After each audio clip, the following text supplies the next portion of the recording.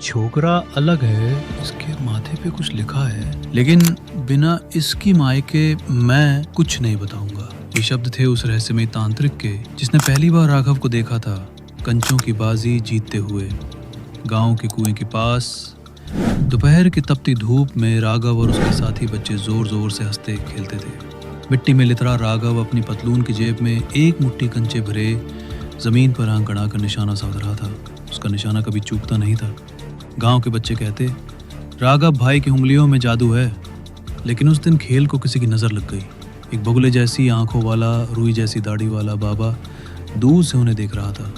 खेल खत्म होने से पहले ही वो आगे आया और राघव की ओर इशारा करके बोला, इस बच्चे के सिर पे तेज है। मेरा वचन है, जब तक इसकी माँ खुद नहीं आएगी मैं इसके भाग्य की रेखा नहीं खोलूंगा। राघव हक्का बक्का और उसके दोस्त डर से सहमे। कौन था ये बाबा और उसके चेहरे पर इतनी गंभीरता क्यों थी? राघव ने उस रात कुछ नहीं कहा, लेकिन उसकी माँ जो दिन रात खेतों में काम करके शाम को रोटी बेलते हुए बेटे की थकान समझ लेती थी, सब महसूस कर गई। अगले दिन वो राघव को लेकर उसी पीपल के पेड़ के नीचे पहुंची जहाँ बाबा बैठा था। उसने आंखें बंद की, कुछ मंत्र बुदबुदाए और फिर राघव की माँ से कहा, ये बच्चा खेती के लिए नहीं बना। इसके हाथ में लकीरें नहीं, सीढ़ियां हैं और हर सीढ़ी उसे खेल की दुनिया में ऊपर चढ़ाएगी। लेकिन एक शर्त है, इसे मेहनत से कभी मुंह नहीं मोड़ना चाहिए और हर गुरुवार को अपने इरादे उसी पीपल के नीचे दोहराने होंगे। माँ की आंखें छलक पड़ी, लेकिन उसके अंदर एक भरोसा जागा, शायद मेरा बेटा सच में कुछ बड़ा करेगा। अब राघव के दिन का रूटीन बदल गया था। सुबह खेतों में हल चलाता, दोपहर स्कूल और रात को कंचों की जगह अब बल्ला और गेंद उसके दोस्त बन गए थे। पास के स्कूल में टूटी हुई विकेट और कागज की गेंद से भी वो ऐसे खेलता मानो कोई मैच टीवी पर आ रहा हो। गांव के लोग मजाक उड़ाते, खेती छोड़कर क्रिकेट खेलेगा, ये भी कोई काम है? पर राघव अब किसी को जवाब नहीं देता। वो हर गुरुवार को पीले कपड़े पहनकर पीपल के नीचे जाकर चुपचाप संकल्प दोहराता, मैं खेल को अपना धर्म बनाऊंगा। हारूं या जीतूं, मैदान कभी नहीं छोड़ूंगा।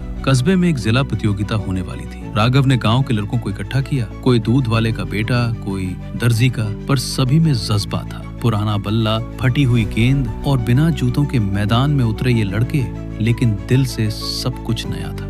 पहले ही मैच में राघव ने 78 रन बनाए और 2 विकेट भी झटके। गांव का नाम रोशन हुआ और फाइनल में उन्होंने शहर की नामी टीम को हराया। एक कोच की नजर उस प्रतियोगिता में मौजूद था, एक रिटायर्ड राज्य स्तर का कोच। उसने राघव को बुलाया और कहा, लड़के तेरे अंदर आग है, मैं तुझे अपने क्लब में लेना चाहता हूँ। राघव चिचका, खर्च कैसे उठेगा?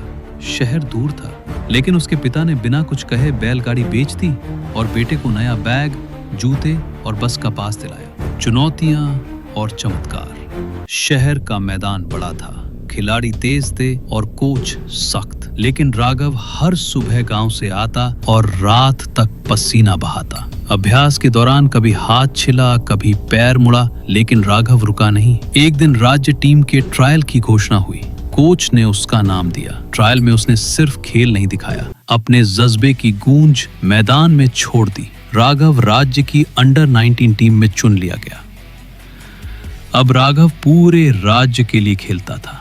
कई मैचों में उसकी शानदार पारी ने दर्शकों को खड़े होने पर मजबूर कर दिया। सरकारी स्तर पर उसकी पहचान बनने लगी। एक दिन उसे बुलावा आया, आपको खेल कोटे से सरकारी नौकरी दी जा रही है। वो दिन राघव के लिए सबसे बड़ा इनाम था। उसने उसी दिन अपने माता पिता को शहर बुला लिया। पहली बार उन्हें खेत की जगह एक पक्का घर मिला। गांव की मिट्टी दिल में बसी रही। आज राघव सरकारी अधिकारी है, एक सम्मानित खिलाड़ी और गांव का गौरव। लेकिन हर गुरुवार को वो अब भी पीले कपड़े पहनकर शहर के पुराने पार्क में पीपल के नीचे जाकर बैठता है और फिर से वही संकल्प दोहराता है, क्योंकि उसे पता है सितारा वही बनता है जो अंधेरे में भी रोशनी का सपना देखे।